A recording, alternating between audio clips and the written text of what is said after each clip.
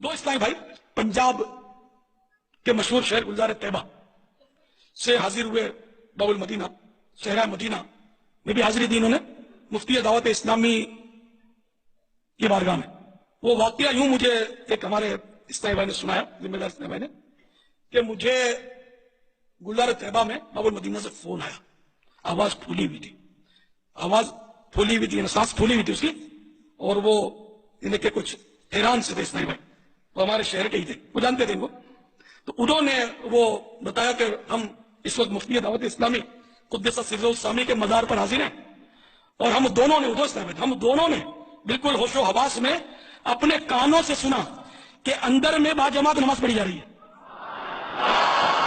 अंदर में नमाज पढ़ी जा रही है, बाकायदा किरात सुनाई गई हमको, जोहर का वक्त हो, बाकायदा वो किरात सुनाई दी गई, जोहर का वक्त हो, बाकायदा वो किरात सुनाई दी गई, जोहर का वक्त हो, बाकायदा वो किरात सुनाई दी गई, और सलाम फेरने के बाद अल्लाहुम्मा अंतस सलामों की दुआ भी हमने सुनी। वदाइकुम बिही सदरुक, कि आपका सीना इसकी वजह से तंग हो जाता है जो आपको इनकी तीखी बातें सुननी पड़ती हैं। कौन सी बातें? अन यकूलू लौला उन्जिला अलैहि कंज, कि ये काफिर कहते हैं कि इन पर आसमान से कोई खजाना नाजिल क्यों ना हुआ, औ जाअ मअहू मलक, या इनके साथ कोई फरिश्ता होता। इसके अलावा भी और डिमांड्स थी। सूरह बनी इसराइल में आया कि इसका कोई बाग हो जिसमें ये नहरें रवा करके बता दे, हमें आसमान पे चढ़ के बताइए, और इसके चढ़ने को भी नहीं मानेंगे। हमारे सामने एक किताब लेके उतरे, इसके साथ फरिश्ते उतरे, 9 मौजज़ात थे वो मांगते थे, और उसके जवाब में अल्लाह ताला ने सूरह बनी इसराइल में फरमाया कि तुम फरमा दो मैं बशर हूं, रसूल हूं, मुर्जात अल्लाह ताला के इख्तियार में, अपनी मर्जी से तो मैं मुर्जा नहीं दिखा सकता, और मैं तो सिर्फ डर सुनाने वाला और खुशखबरी सुनाने वाला हूं। यहां पे भी आ रहा है कि नबी इस्लाम, आपने इस हवाले से कोई अपने दिल में तंगी महसूस नहीं करनी कि जो ये आपको बातें सुनने को मिलती हैं कि इस पे आसमान से खजाना क्यों नहीं नाजिल हुआ, कोई फरिश्ता इसके साथ नाजिल क्यों नहीं हुआ। इन्नमा अंत नज़ीर, तुम तो नहीं हो मगर सिर्फ डर सुनाने वाले आखिरत का। वल्लाहु अला कुल्ली शैइन वकील, और अल्लाह ताला ही हर चीज के ऊपर निगहबान है। देखें, अभी मेरे दिमाग में एक चीज अल्लाह ताला ने डाली है जो इससे पहले मेरी कभी इस तरफ तवज्जो नहीं गई इन आयात को पढ़ते हुए, कि रसूलुल्लाह को यह कहा जा रहा है सल्लल्लाहु अलैहि वसल्लम कि काफिर जो आपसे मोजज़ात डिमांड कर रहे हैं जो आपके इख्तियार में भी नहीं है, अगर आप ये पूरे नहीं कर सक रहे तो आपने दीन का काम नहीं छोड़ना। ये मोजज़ात तो अल्लाह के कब्जे इख्तियार में है, इसकी वजह से आपने दीन का काम नहीं छोड़ना, और ना अपने सीने को इसकी वजह से तंग करना है कि मैं काफिरों की डिमांड नहीं पूरी कर सक रहा। हैरान कुन बात है कि मुसलमान यही डिमांडें करते हैं आप लोगों से। जी तुहाडे च कोई वली क्यों नहीं होया जी, कुछ करके दसे। होया तो तुहाडे च भी कोई नहीं, जेड़े होए सन वो मारते ने। झूठी गल्लां, कोई करतब करके दिखाओ, कोई करामत करके दिखाओ। यहां नबी का यह स्टेटस है कि नबी को कहा जा रहा है आपने तंगी का शिकार नहीं होना कि ये जो काफिर आपसे कहते हैं कुछ करके दिखाओ, और तुझे करके कुछ दिखा ही नहीं सकते पे, जब तक अल्लाह नहीं चाहेगा। तो ये कुछ तो नहीं हुआ, आसमान से कोई खजाना नाजिल तो नहीं हुआ हुजूर के लिए, ना कोई ऐसा फरिश्ता नाजिल हुआ जो काफिर देख के तो कलमा पढ़ लेते। तो काफिरों के डिमांड किए हुए उनकी नजर में जो करतब है, जिन करतबों के बगैर वो किसी को पैगंबर मानने के लिए तैयार नहीं है, हालांकि मोजज़ात अल्लाह की मर्जी से आते हैं, किसी के डिमांड के ऊपर कोई नबी ने कोई काम नहीं करना होता। तो यहां ये कहना कि जी हम किसी बुजुर्ग की बुजुर्गी को, किसी दीन के दाई की क्रेडिबिलिटी को चेक हम इस तरह करेंगे कि कुछ करके दिखाए हो, तो कितनी गलत डिमांड है। अल्लाह ताला इसके जवाब में क्या कह रहा है कि आपका काम सिर्फ तबलीग करना है बस। सरकार, अगर पैगंबर का ये स्टेटस है तो बाबे शाही कोई नहीं, लिहाजा ये बाबों को मनवाने की खातिर झूठे किस्सा कहानियां बयान करना और इसको ये इस हवाले से प्रेजेंट करना कि ये उनके बुजुर्गी की दलील है, तो नबी इस्लाम की बुजुर्गी की दलील फिर क्या हुई? अल्लाह ताला कह रहा है आपने दावत का काम करना है। تو لوگ ان چکروں میں پڑے رہتے ہیں. اچھا پرانے بابے تو پھر بھی اپنی 2 نمبری قائم رکھ لیتے تھے, واقعات سنا سنا کر ان کے مریدین. اب ہے میڈیا کا دور. اب جتنے اس وقت بڑے بڑے بابے ہیں, میں کہتا ہوں جی اس وقت جو پلانٹ ارتھ پہ بابے ہیں نا, پرانے بابے تو ان کے مقابلے میں شاہی کوئی نہیں ہے.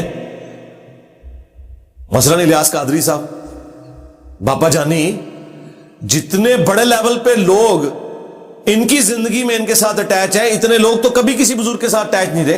وہ پرانے بزرگوں کے ساتھ کوئی 2000 3000 5 10 15 20,000 بندہ ہی اٹیچ ہوتا تھا. ان کے تو مریدین ہی 40-50 لاکھ ہیں. کروڑوں لوگ ان سے محبت کرتے ہیں دنیا میں. اس زمانے میں تو کروڑوں کر بھی نہیں سکتے تھے, مسلمانوں کی آبادی بھی اتنی نہیں تھی. تو اس وقت تو وہ بڑے بڑے بزرگ موجود ہیں کہ جو پلانٹ ارتھ نے پہلے کبھی اتنا بڑا بزرگ نہیں دیکھا. تو انہیں کہنا کچھ کر کے بتائیں. ان کا حال یہ ہے کہ اگلے دن میں باپا جانی کو دیکھ رہا تھا, وہ اپنے ٹیب سے کوئی حدیث بیان کر رہے تھے, تو انہوں نے اپنی اینک لگائی ہے, پھر انہیں وہ نظر آئی ہے. اندازہ کریں یہ لوگ اینک کے بغیر پڑھ نہیں سکتے, اور آپ کو کہتے ہیں ہم مریدوں کے دلوں کے حال بھی جانتے ہیں. پرانے بھی یہی کچھ تھے, جھوٹ بولتے تھے آپ سے. ان کی ایک سمجھ لیں بزرگی کا پردہ فاش اس لیے نہیں ہوا کہ اس وقت میڈیا نہیں تھا. اب یہی بزرگ باپا جانی آپ کو سنا رہے ہیں کہ جی وہ ہمارے جو ایک مفتی تھے, ان کی قبر پہ کچھ اسلامی بھائی حاضری کے لیے گئے, تو اندر سے نماز کی آواز آ رہی تھی, اور ساتھ غلطی ہوگی کہ انہوں نے کہا کہ زور کا وقت تھا اور قرات کی آواز سنائی دے رہی تھی. زور کے وقت تو قرات اونچی آواز میں ہوتی نہیں ہے. زور کے وقت تو اگر باہر بھی کوئی نماز پڑھ رہا ہو تو اس کی آواز بھی نہیں آتی ہے, تو قبر کے اندر سے کہاں سے آواز آنی ہے. مطلب مغرب کر لیتے تو شاید کوئی یہ جھوٹی کرامت کو کسی درجے میں چلی جاتی. ویسے تو اس کی بھی کوئی ویڈیو ریکارڈ نہیں ہے, لیکن کتنا بڑا جھوٹ پکڑا گیا ہے کہ یعنی یہ ٹیکنیکل پرابلم آ گیا نا وہ بیان کرنے کے اندر, کہ زور کا وقت تھا اور قرات کی آواز سنائی دے رہی تھی. وہ کیڑی قرات اونچی آواز ہی چوری تھی. اور یہ بات یاد رکھیے گا, یہ ایگریڈ اپون مسئلہ ہے کہ اگر کوئی ظہر اور عصر کی نماز اونچی آواز میں پڑھے گا نا تو اس پہ سجدہ صاحب واجب ہو جائے گا اگر بھول کے پڑھی ہے, اور اگر اس نے جان بوجھ کے پڑھی تو نماز ہوگی نہیں. مکروہ تحریمی واجب الادا ہے. یہ فقہ حنفی کا بھی مسئلہ ہے.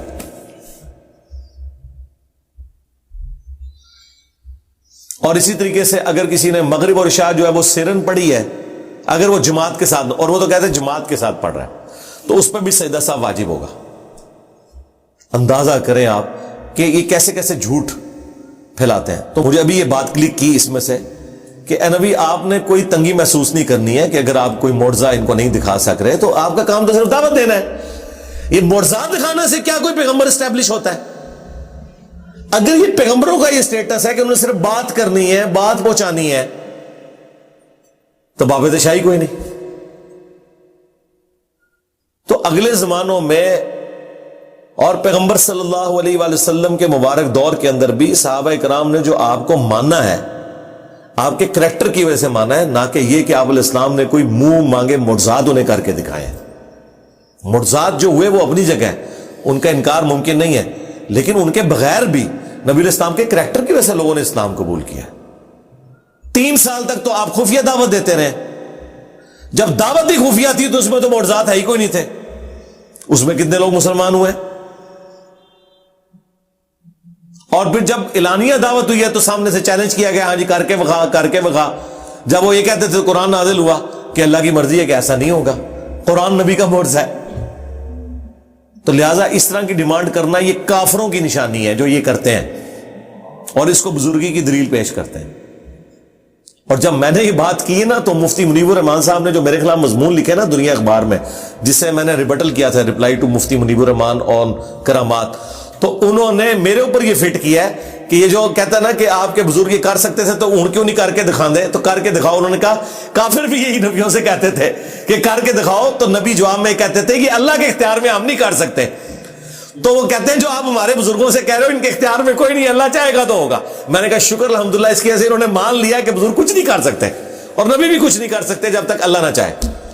حالانکہ اس سے پہلے یہ آپ کو کیا کہتے تھے, چاہے تو اشاروں سے اپنے کائے ہی پلٹ دیں دنیا کی, نگاہ ماری تے مرید ساڑ دیتا, نگاہ ماری تے پہاڑ سونے کا ہو گیا, نگاہ ماری. پہلے یہ کہتے تھے. آپ کہتے ہیں نہیں, یہ جو انجینئر صاحب کہہ رہے ہیں نا, تو کافر بھی یہی ڈیمانڈ کرتے تھے کر کے بکھاؤ.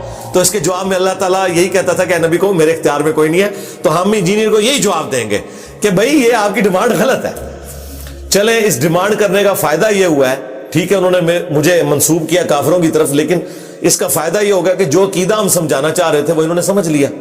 یہی تو ہم بھی کہہ رہے ہیں، جو یہ کہہ رہے ہیں یہی ہمارا عقیدہ ہے، کشف کے بارے میں اور کرامات کے بارے میں، معجزات کے بارے میں، جو بھی انہوں نے مختلف نام دیے ہوئے چیزوں کو۔